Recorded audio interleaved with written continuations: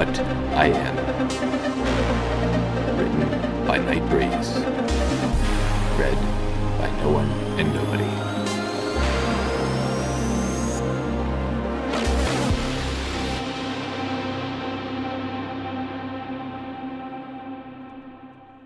Chapter 43. We need more blankets, too! Valerie heard Corporal Anderson call out as she left the room.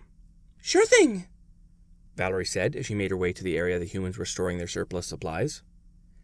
It was a 2-minute walk at most, and Valerie had already completed this jaunt more times than she could count, in the last few hours alone. This was why when she turned a corner and saw only a smooth, stone-like surface where the room should have been, she was both embarrassed and confused at how she could have possibly lost her way. What? Valerie said, before she backtracked a little as she wondered where she had made a wrong turn. Her confusion only mounted then, when instead of seeing the way she had come, there was instead a narrow hallway, the dark purple walls completely featureless except for the faint yellow arrows that pointed down the hallway. But it was just... But... This had better not be some kind of haunted house horror bullcrap, she muttered, before she planted her feet, unwilling to put up with whatever magical shenanigans that were being pulled here. Listen, I know you've got magic, and that you're messing with me, but I'm just here to help. I'm not your enemy. If whoever was causing this could hear her, they certainly did not show it. Instead, all that happened was that the color of the arrows became more pronounced, as if insisting that they follow their advice. I don't think, but you probably can't understand me, can you? Valerie muttered, before she finally relented. Without a translator, or indeed any of the U.S. servicemen, she was essentially at this mysterious entity's mercy. With a huff, she loosened the catch on her pistol's holster, ready to defend herself from whatever this was, before following the arrow's advice. Her steps seemed unnecessarily loud as she traipsed down the corridor, her long narrow route devoid of any evidence that there was anyone else nearby. It didn't take her long to reach the end of the hallway, and when she turned the corner, instead of seeing more hall, or room, all she saw was a solid wall blocking her progress. Before she could voice her frustration at this, or indeed fully comprehend the fact that she was basically trapped in a prison with no way out, a small round opening suddenly appeared in the wall's center, quickly expanding until nothing remained but an open passageway. The whole event took less than a second, but it unnerved her more than she would have cared to admit, simply because it looked like the wall had been a living mouth opening wide, rather than the stone wall it had previously been. The incongruent noises of children laughing and playing, even if they sounded more insectoid than usual, cut through her feelings of fear and revulsion. Even though she had seen enough horror films to know that children laughing wasn't necessarily a good thing, she still felt more curious than anything else, and decided that it might not be as dangerous as she initially thought. With quick, quiet steps, she proceeded down the new hall, turned a corner, then stopped short at the sight of 2 bug horses in armor at the end of another hall, standing guard outside of the room that the sounds of children were coming from. Before she could even think to turn back, or attempt to hide, both turned to her, and surprisingly, fell into a low, low bow before gesturing towards the doorway behind them. Excuse me, but why did you bring me here? Valerie asked them, not really trusting them despite their apparent politeness. They said something in their weird musical language, before pointing into the room they were guarding again, their warm, almost excited smiles only growing as she slowly, hesitantly approached. When she was close enough to look inside, she froze at the weird, gross, yet strangely cute room before her. The place had the general feel and appearance of some kind of nursery, the room resembling an amphitheater, or something similar, with the focus of the room being a central point on the wall to Valerie's left. Soft toys, cushions, and blankets were strewn about the room, as were at least a dozen tiny, adorable-looking horse-bug things, their eyes large and soulful as they watched the confused human enter the room. A few cooed excitedly as they tried to crawl towards her, while others started bouncing up and down, chanting something that Valerie couldn't quite make out, as most did not have enough teeth to make the sounds right. As cute as they could not cancel out the pure terror that Valerie felt as her eyes took in the more disturbing aspects of this room.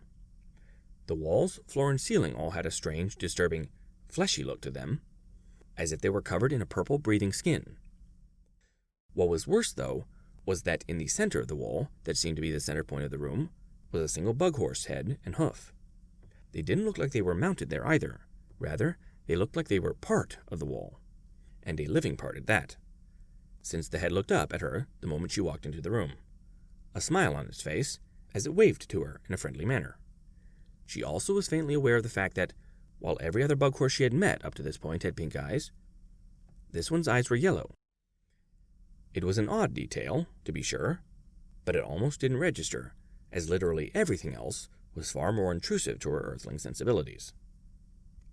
As Valerie desperately tried to keep herself calm, a faint memory surfaced in her mind. She had never been in this room before, had never seen this strange, bodiless bug horse in her life. But she did remember Alex saying something about all of this when they had finally reunited. He called them changelings, if she remembered right, and their history was apparently closely tied to the ancient Greeks. So much so that many of their names were Greek in origin, and they even used some of the ancient tongue in the hive. None of this did anything to help the frightened, panicked part of her brain, and she had to take several deep breaths to keep herself from screaming. She repeatedly told herself that these creatures were friends, and that this was an alien society, and that she shouldn't judge them against her own standards. The part that wanted to scream, however, helpfully pointed out that there was no promise that the fate of the unfortunate changeling in the wall could very well be her own if she didn't get out, and get out now. Before the two warring factions in her mind could come to a consensus, however, the baby bug horses around her seemed to recoil a bit, as if something about her had stung them. They immediately started crying, causing a panic to set in, as various deadly scenarios started playing out in her head. She was just about to run in the other direction, but stopped when an unfamiliar voice spoke up, pulling Valerie from her fears. "I'm sorry, being. 1 second. Arrow, come, take his out." The head said as he vaguely gestured with his lone hoof towards the screaming changeling foals. Would larvae be a better word? Valerie thought to herself, as a before unnoticed attendant, probably this Arrow the head had called for earlier, approached. Arrow quickly scooped up the babies with his magic, depositing them one by one into a large, weird egg-shaped stroller, before wheeling it towards Valerie, as she was blocking the only way out. Arrow briefly bowed to Valerie as she led him past, before the head called to her, drawing her attention again. "Welcome and apology, Promethean. Not mean scare, but good not waiting longer. See with own eyes, saviors of Equus." Valerie approached the strange bodiless horse, still not sure about this thing.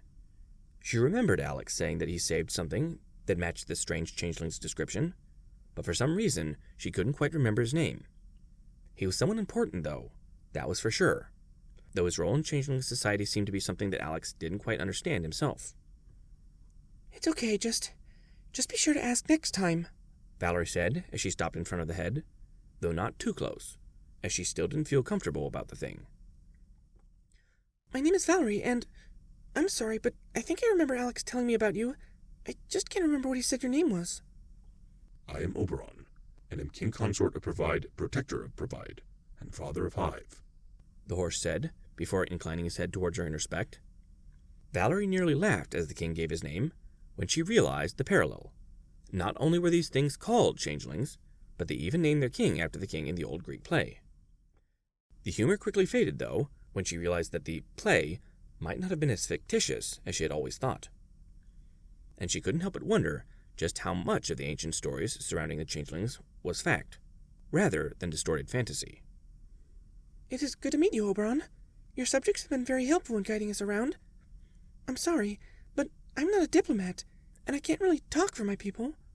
If you give me a second, I can go and get one of the soldiers. They'd be better at answering any questions you might...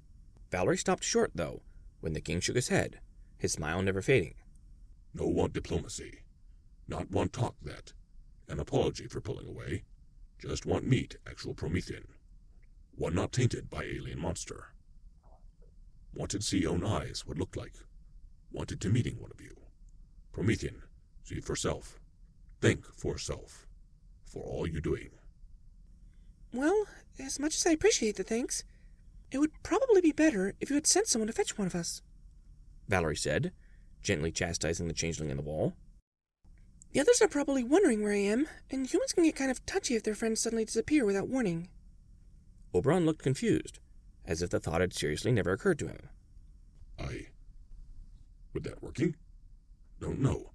Not having many visitors. Not know how it's usually working. he muttered, his tone uncertain. We would have probably said yes, so yeah, it would have worked. As it stands, they're probably worried sick, and might even send a search party, Valerie said as she tapped her foot, her irritation with the whole situation shining through somewhat. Honest being. Honesty new us. We not used to straightforward. Or asking. Oberon confessed, his voice similar to that of a child caught with his hand in the cookie jar. It should be fine, especially if this visit doesn't take too long. Just ask, okay? You'd be surprised how much people are willing to do for those who ask. The alien lowered his head, his eyes closed in what Valerie assumed was a sign of respect and regret. Apologies being. Not intending. Last thing needing is Promethean demigods, our enemies. May go. Go with blessing and thanks. This caused Valerie to stop short, not quite sure that she had heard the changeling correctly. Wait, demigod? What are you talking about? Humans aren't any kind of god, demi or otherwise. You too modest. Oberon said, his smile only growing as he looked into Valerie's eyes. But I'm asking, what other word being used could describe creature as powerful in mystery as Promethean warriors? You fighting legend, you power marvelous, you disappear mysterious. Demigod best describe, even though you know like. I'm flattered you think so highly of us, but that just isn't true. Valerie rebuked him, not really liking how Oberon was setting her species on a pedestal. We have saying in our language, we're only human. To be human means we are not only capable of making mistakes, but that it's inevitable. Besides, I've seen you people do things that defy explanation. Even this conversation we're having is a miracle far beyond any feat humanity has ever achieved. So please, don't call us demigods. We'll try our hardest, but we're not infallible. And we're certainly not immortal. We're just human, as mortal as I think you are. We failed before, and we'll do our damnedest not to, but we still might fail now. Valerie was expecting the Changeling King to look crestfallen, or even betrayed. She even expected him to be angry, or shout that it wasn't true. What she didn't expect was a look of smug satisfaction. You saying that, but you wrong. Promethean have already surpassed simple translation. So much more. Just stand in front of me, on my planet. Instead yours, speaking your wonders, not ours. Valerie shook her head again. We're only here because of that portal you made. It's not something we could have done in a million years. Yet, somehow is being, so small as saying, your ancestors, Greeks, made portal. Oberon said, causing Valerie's expression to twist into a look of pure confusion. No, not know what think portal, but we not make. You make, you follow. May not think it, but demigods you are, have strength, have power. Valerie shook her head, not quite believing what she was hearing. We have stories of magic users, sorcerers and soothsayers and magicians. Up until now, I would have said that all of them used superior knowledge and trickery. Heck, they could sometimes even match our modern medicines with simple plants. But we've never had real magic. We've always been alone, and anything magical about us would be invention or trickery. Whatever you think, I can guarantee you that we're not something as divine or awe-inspiring as a demigod. You saying that, but you not know. You used have magic. You lose it. Oberon said, before something strange started to appear on the wall above his head. It looked like if Picasso had tried painting a snake, without ever having seen one before. You demigods, because you ancestors, being mortal, standing to real gods. As if reacting to his words, the snake-like creature above Oberon began to laugh silently, even as a large number of human-like stick figures surrounded and began to throw their spears at the creature. You mortal, and yet you standing to thing worse than alien. They nothing compared to demon, and you ancestors fought it with sword and bow. Valerie watched the puppet show, completely speechless as, one by one, the humans were each scattered and torn apart, limb from limb. However, just because they were fighting a losing battle, it didn't seem to stop them. Even when they were missing limbs, they still stood, and charged the beast. I don't... she muttered before she trailed off. If story's right, even death not hold you. Fought, even when bones broken and flesh rot. You think you not worthy, think you not great, but you not know what you have. What you power you wield to challenge gods. You fight, not win, but fight, even if not work. Still did good. Still save, provide. Give us our hive back. Give us safety. So we watch. Have watched. Long, long time. We know you come back. And did. Was sneaky this time. Not even we know you come back. But you still did. He said, as another figure appeared, watching the monster from afar as it began to terrorize a group of ponies. You come back sneaky. Not direct this time. You come, and you teach. You free whole world, and lead princesses to find harmony. The man disappeared again, only to be replaced by a wizened pony, covered in bells. He led 2 small unicorns, which seemed to grow up quickly, as well as gain wings, as they walked behind the older horse. It did not take them long before they reached a large glowing tree with mystic symbols in its branches. Their faces filled with awe as they looked at the wondrous magical plant. The wizened unicorn seemed to step back, then disappear entirely, as the 2 Pegasus unicorns took the symbols out of the tree. They didn't even seem to notice the wizened unicorn's disappearance as they flew off to face the monster, causing it to freeze in place and turn gray as the 2 Pegasus unicorns blasted it with the symbols, the power that they had obtained. You bring peace to us. You bring hope. Those strangers then disappear, but we know you return. We know demigods always return. You save Hive from desolation, and now save world from alien monster. Compared to God of Chaos, what do alien monsters have? Prometheans you are, and though you weak, your weak is strength. Name means children of knowledge. Knowledge is always you power. Power to rival gods, and we at Provide remember you. We always remember you. Always hope you return, and we joy to see you return when we need you most. The king was rambling at this point, but one thing became very, very clear to Valerie. The changelings saw humanity as something greater than what they were, all because they had apparently helped kill a god in the past. Oh, crap. Valerie muttered to herself, as Oberon continued to look at her, not as an alien from another world, but as a savior from legend. A legend that she was sure that humanity had no hope of living up to. Listen, I don't know what your legends say, but we're not those mythical, all-powerful beings you seem to think we are. She tried to explain, panic setting in. We're not perfect. In fact, we can be completely bastards at times. And we are even guilty of some of the same sins as the Kryn. We're not demigods, and to believe this nonsense would only set yourselves up for disappointment. Oberon seemed to think about this for a few seconds. His lips turned down in a frown. Valerie briefly thought that she had finally managed to make him understand, but that thought was dashed to pieces by his next words. Even though so terrible, still come help. Maybe Prometheans not bad as Prometheans think. Maybe Prometheans more than think. In least, more powerful than think. And fact that use power come help, not conquer. That make all difference. Valerie stared at the stubborn alien head for a few more seconds, before she grumpily turned away and marched towards the door. She stopped right as she reached it, then turned back to look at Oberon one more time. Thank you for having such a good opinion of us, but you really shouldn't get your hopes up like that. Like I said, we're not infallible, and we're certainly not all as good or as kind as you seem to think we are. Your world might contain monsters and demons, and it's entirely possible that we came to kill such a beast in the past, but we tend to win the wars and lose the peace. If that makes any sense. Just be careful that you haven't traded one demon for another. Without another word, she left, intent on returning to her own kind to help where she could. Her mind kept dancing around with all the information she learned, as well as some pointed questions she needed to ask these people, preferably with Alex nearby as a translator. However, underneath that academic curiosity was the worry that the coming of mankind to this world wasn't necessarily a good thing.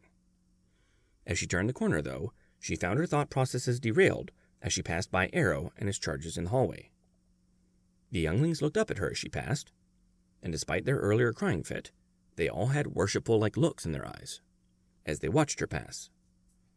Valerie had noticed it before in the changelings, usually in the younger ones, and up until now, she had passed it off as childlike wonder at encountering a friendly alien species. Now, however, she knew the truth. They revered humanity, saw them as something like legendary heroes of myth, and the looks on their faces weren't what she had initially thought. They were happy to see humanity, not just because of the unexpected aid, but because it was akin to an ancient knight galloping out of a storybook to save them in their darkest hour. And after Valerie saw those tiny faces look up at her, hope brimming in their eyes, she found herself fervently praying that humanity would not disappoint them. Sergeant Nakamura looked over the assembled soldiers while Lieutenant Blacks was talking to the pilot. His surviving boys were all there, tried and true, gossiping and shooting the breeze with the rest of the platoon, as they waited patiently for the damn alien barge they were in to reach their destination. Every single human there was someone that Nakamura knew personally, men he would gladly lay his life down for an instant, as they would for him. However, they weren't the only ones horsing around, as they patiently waited for the word to move out. The shorter, far more colorful horse soldiers were a new, though not unwelcome element. Nakamura did not know everything they were capable of, had known them for less than a handful of hours, and none of them even spoke English. However, somehow, though, they had not only managed to worm their way into the platoon, but had proved themselves time and time again to the others. On top of that, they were incredibly well disciplined, and had quickly learned to take orders as readily from the humans as they were from their own officers. It was honestly bizarre. A few had been picked up almost immediately upon arrival, attached to this unit to guide the humans, and serve as a liaison for the locals. But that number steadily increased as the battle progressed. At the moment, the platoon had acquired 7 unicorns, 4 Pegasi, 15 dirt horses, as well as the single shape-changing bug horse that had been assigned as a translator. Even though none of them could hold a rifle to save their lives, they had already proven themselves courageous, steadfast, and more importantly, useful. They had stuck their necks out several times for the humans, and they for them. He honestly wouldn't have minded getting a drink with them once this was all over, and was already thinking it would be a good idea to pick up their language in the future.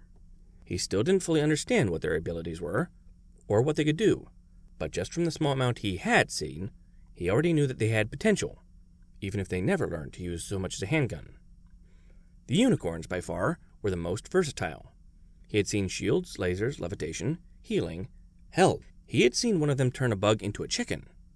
If someone could think it up, it looked like they could make it happen, though that did not make them invincible. Their main weakness seemed to be their constitution, as they tended to run out of breath rather quickly, and had a hard time keeping up with their cousins. He also suspected that they couldn't take a hit as well, but since he only had the alien bug's plasma weaponry to judge that against, it was really only a hunch that he had that couldn't be tested at the moment. He had also noticed that, while the effects they could bring to the field were wide and varied, the unicorn's abilities were not uniform across the board. For example, some seemed really good at throwing up shields, while others didn't even try, even if their lives were on the line. During the lull right after driving the last of the Kryn out of the city, Nakamura had a chance to ask the ones currently in the platoon about the discrepancy, but all he had been able to figure out was that it had something to do with specific talents and training. The human sergeant was a leader, though, and every good leader needed to know everything his men were capable of. He had grilled each of the 7 that had joined the platoon before he had volunteered for this mission, and through the choppy, horrible translation, he had figured out that they had 3 shielders, 2 blasters, 1 that could turn invisible, and a medic. Not a bad showing, all things considered. As for the other 2 types of horses, while they didn't have the same versatility as their horned cousins, they more than made up for this with their other attributes. The dirt horses were Superman-level strong, and their low profile and quick charge speed made them ideal for getting close to enemy entrenchments while the bugs were otherwise occupied. In essence, they could fill the role of attack dogs with ease, though that comparison wasn't exactly fair. Dogs, while useful, couldn't hope to hold a candle to a dirt horse in terms of speed, intelligence, and power. As for the Pegasi, the ability to fly and control the weather would have been useful in any type of warfare. When Nakamura then added on their blinding speed and the magic armor that all the ponies wore, they made perfect skirmishers and flankers against the bugs. Despite their obviously primitive society, the horses were people with potential. They were intelligent, courageous, powerful, and above all, loyal. They didn't have a good grasp of modern tactics, but that was something that could be taught. Their only real weakness was their lack of consistent, real, ranged options. But it was a deficiency that the humans more than made up for. Hell, they could probably figure out how to use a rifle. If they can do that, Nakamura thought as he watched one of the dirt ponies pick up, unscrew, and take a drink from a canteen that had been offered to him, all without the need for thumbs or any obvious manipulators. Sergeant Nakamura's musings were interrupted when the alien door slid open again, revealing Lieutenant Blacks, a mischievous smile on his face as he approached his men. Sergeant Nakamura quickly stood up and saluted to the superior officer, his face a stony mask. Attention! He bellowed, immediately causing the assembled soldiers, horses and all, to drop what they were doing and salute the lieutenant. What's the word, Lieutenant? We're entering, the lieutenant said, right before a bump shook the entire shuttle. Now, the bay is clear, as Alex promised, though I don't think it'll take them too long to notice us. You nervous, Sergeant? Those gutless, wuss-ass roaches ran just when the party was getting good, sir, Nakamura said as he lowered his hand. We're just grateful for the chance to stop them before they have a chance to go crying home to their mommies. Isn't that right, boys? Every soldier behind him all let out a triumphant Hurrah! at their sergeant's words, including the horse warriors, as they apparently had picked up on the war cry from their human allies. The lieutenant gave them all a wicked smile before he walked briskly to the shuttle's loading door, unslung his rifle, and slammed his hand against the alien panel, causing the door to open, revealing the empty shuttle bay beyond. You all know what you're supposed to do, so let's go take ourselves a starship. Captain Alzelos tapped the arm of his chair with a single hand, unaware that he was keeping time with the blasted music that was being pumped through his ship's speakers. As per the ship's hardwiring, the bridge was sealed against intrusion during high-alert situations to protect the command crew in the event of an enemy boarding the ship. In theory, it would allow the command crew to continue directing the ship's efforts, even if most of the ship was taken over by enemy insurgents. This was also why the computer core and main engineering would seal themselves as well, to prevent the enemy from shutting down the ship from within. The barriers weren't perfect, as nothing was, but it still would take any invading force quite some time to cut through to anything useful. In reality, though, because the trouble was their own computer system, all these precautions did was make engineering, the computer core, and the bridge deadly prisons. The bridge was the safest, to be sure, as it did not have any turrets, but it would still prove eventually deadly, as the command crew was cut off from food and water, and had no way to override the lockdown, or even cut through the doors. Alzelos wasn't stupid, and he knew this was a flaw in the Kryn's own design, rather than anything that the virus had done, and would be something that he would bring up with his superiors as soon as they managed to get out of this cursed system. But without anything to cut through the doors, or any way to influence the events outside those doors at all he could do was sit there and watch through his subordinates' eyes. He could give orders or advice, but there really wasn't anything he could say that would be superior to the direction of his field officers. In fact, anything he could say could very well distract his men at a crucial time and cost them their lives. So, all he could do was watch and wait, and frankly, it was probably the most torturous thing the captain had ever endured. His soldiers were fighting and dying to reclaim his ship, all while that atrocious noise the humans called music blared through the speakers. This one was supposedly called an overture, whatever that was, but it sounded like noise to the Kryn captain, especially since it seemed like one of the overture's main instruments were explosives, for some reason. Whatever these humans were, there was no denying that they were completely insane if they considered anything with explosions as music. How much longer on the door, Sergeant? Captain Alzelos asked, his patient wearing thin. Probably another 30 minutes, sir. It's designed to withstand that sort of punishment after all. Sergeant Calivor answered, his voice surprisingly calm. Keep me posted. Just be sure to remember that you'll be shot at the instant that door opens. They already took out the 3 technicians that were on duty, and we can't afford to lose any more soldiers. Play it safe, Sergeant. I'll do my best, but I can't. Then, suddenly and inexplicably, the sergeant disappeared from the network. Captain Alzelos switched to one of his subordinates, only to see something that made his heart sink. The private was shooting back as much as he could, all while he ran towards a nearby doorway. But Captain Alzelos already knew he would never make it. The humans' weapons were just too fast, too deadly. Within seconds, the surviving members of the platoon outside the computer core had been wiped out in a brutal display of savage power, causing Captain Alzelos to slump into his chair in defeat. He was vaguely aware of the fact that soldiers all over the ship were disappearing from the network much faster now, but he could hardly work up the enthusiasm to watch. He had been defeated, and he knew it. Ahem. Captain Alzelos, your attention, if you please. A familiar, hated voice suddenly piped in, causing Captain Alzelos to glance up at the monitor listlessly. Standing there, in his full evil glory, was Subject 38, still wearing that ridiculous black suit. its teeth visible in an obvious threat display as it stared down the captain. What is it, demon? Captain Alzelos asked, his voice dead and emotionless. What could you possibly want? You want to gloat? Relish in your victory over me? Actually, as much as I'd like to do that, I've been told to offer you and your people the chance to surrender. Subject 38 said, its tone making it perfectly clear to the captain what it would like to see happen. In fact, I'm broadcasting this, and your response to the entire fleet. I've been told to tell you and your Kryn to put down your arms, put your hands above your heads, and give yourselves up to our forces. Your troops will be fairly treated, and you'll be escorted back to the planet below, where you will wait for the Cusan to come and gather you up. You'll be fairly treated while under our care, far more so than if we were in yours, so I suggest you take it.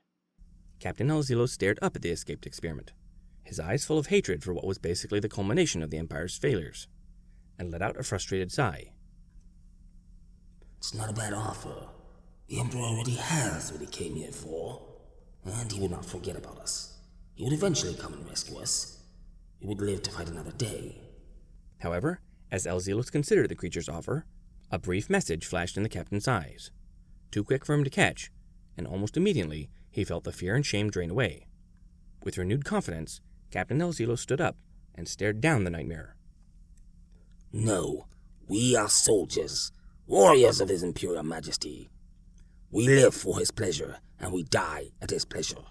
Kryn warriors, fight to the last. Make these insolent, detestable filth pay for every drop of blood spilled. For the Emperor! Subject 38 had an odd look in its eyes as it watched Alzelos give his little speech, one that the captain had a hard time placing because of his unfamiliarity with the experiment species. However, it had many facial features in common with a Cusan, and according to Alzelos' implants, the monster almost looked worried? Like it pitied him? Whatever it was gone in a flash, and the monster let out a sigh of defeat. Well, despite your captain's insane little speech, the offer still stands to all of you. Lay down your weapons and surrender, and you will be treated fairly. Anyone not complying as I have described will be shot on sight. The creature then made a complicated number of grunts and wheezes, and it took Alzelos a little bit of time to realize that the creature must have been speaking in its native tongue. Whatever it was pure gibberish to the captain, but he couldn't help but feel like it was reporting to the savages exactly what Captain Alzelos had said. The captain didn't care, though. He was too busy ordering the bridge crew to begin unscrewing the chairs to use as a barricade for the bridge. His command crew obeyed, their loyalty absolute, as they all prepared to make their final stand. As Captain Alzelos threw another piece of furniture on the growing pile, he was distantly aware of the fact that several of his soldiers had already given up their honor and their place at the Battle Watcher's table in exchange for their own worthless hides. He made careful note of each and every one, determined to make sure that none of them were ever let inside that wondrous place. After all, there was no room in the Battle Watcher's hall for traitors.